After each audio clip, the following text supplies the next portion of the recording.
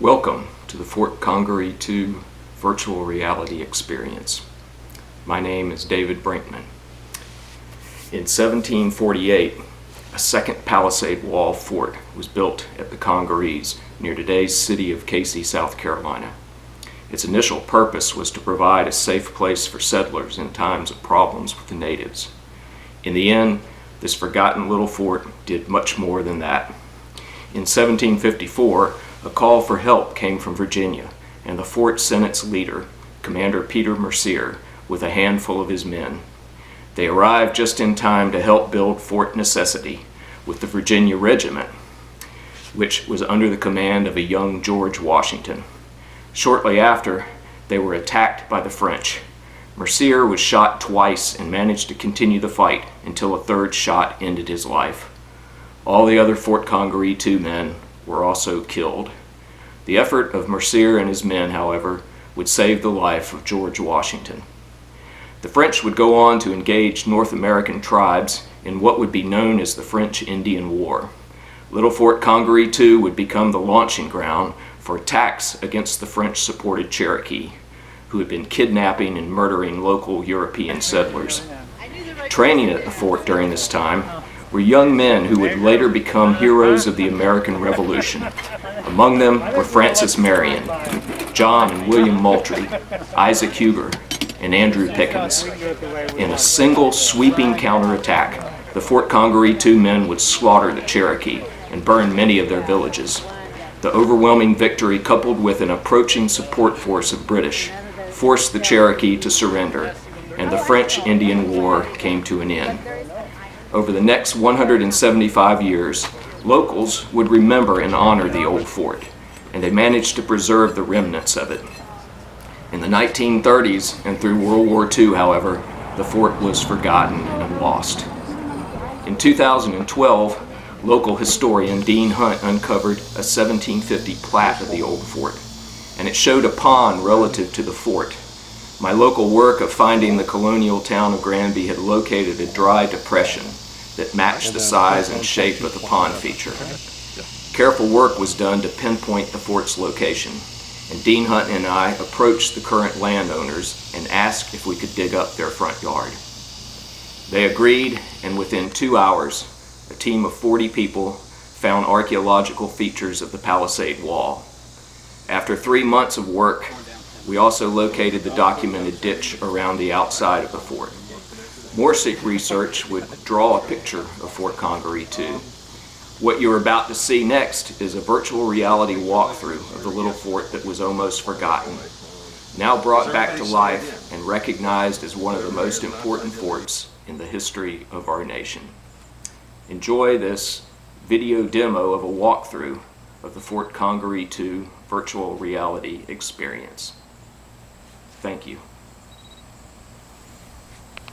Its location was at an established Indian crossing just below the fall line on the Congaree River, where you now find today's city of Casey, South Carolina. Fort Congaree II would serve its initial purpose of protecting early European settlers and, around 1761, became the launching ground for attacks against the Cherokee in the French-Indian War. A scavenger hunt item has been located. Among them, Francis Marion, John and William Moultrie, Isaac Huger, and Andrew Pickens. From Dr. Dan Tortora's research on the fort, Fort Congaree II played a vital role in the history of the Midlands of South Carolina. It was built at a time of rapid growth and settlement in the area. It commanded a strategic position at an important crossroads, at the intersection of the Congaree.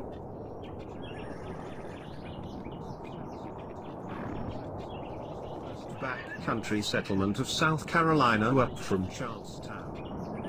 This time, Fort Congaree II's garrison bustled with activity.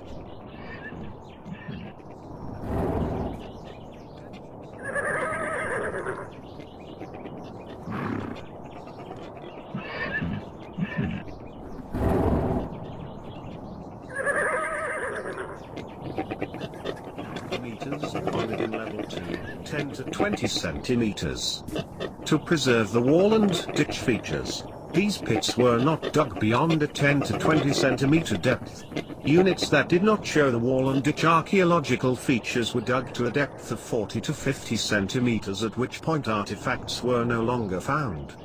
We found 160 possible period artifacts in the 14 units. There were several obvious period pottery pieces and several pipe pieces, including a 1720 to 1750 pipe stem.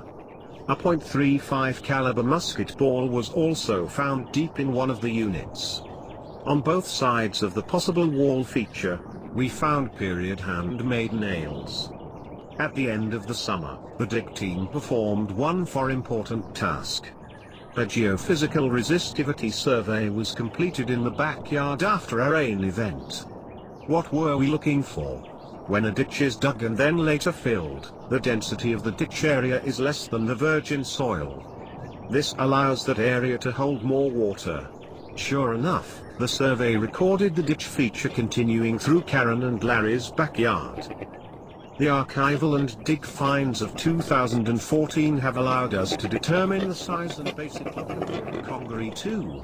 This is what you now see in this virtual reality.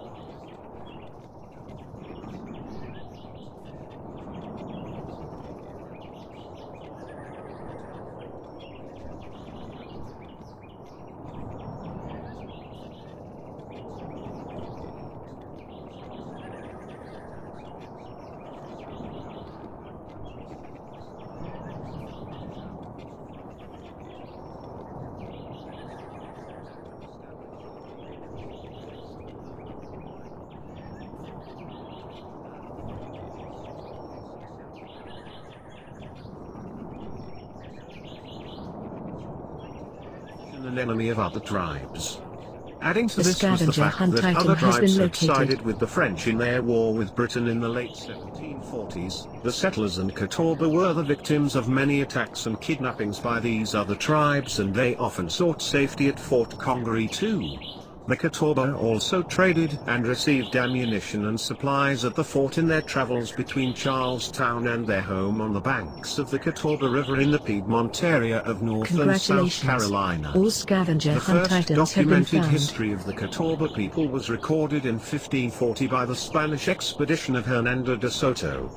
It is believed that the Catawba had thrived in the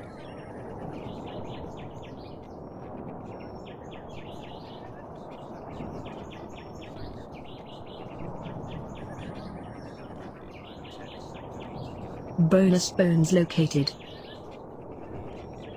time in a century, bringing the population of the tribe to less than 1,000. Despite the declining numbers, the Catawba allied with the depth of 40 to 50 centimeters, at which point artifacts were no longer found. We found 100.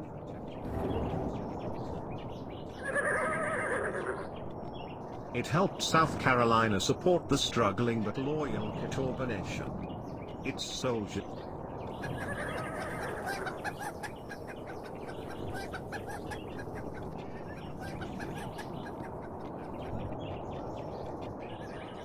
sacrificed to the British cause and saved the life of a young lieutenant colonel named George Washington.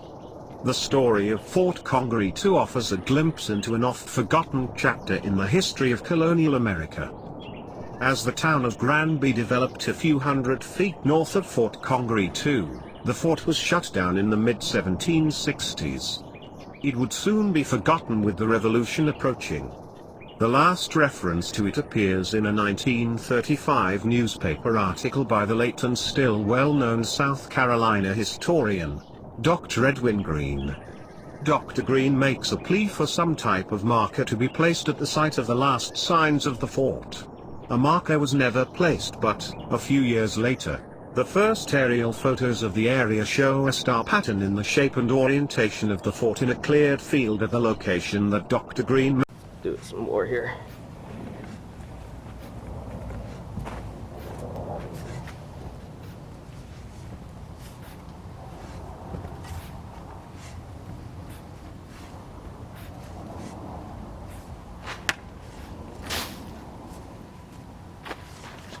What's down in there? Oh God.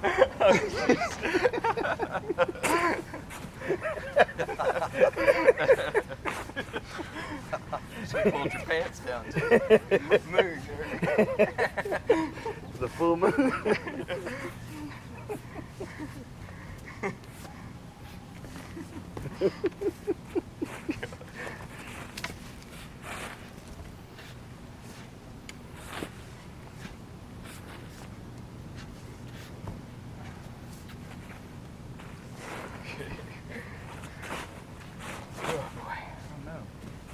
a lot of dirt.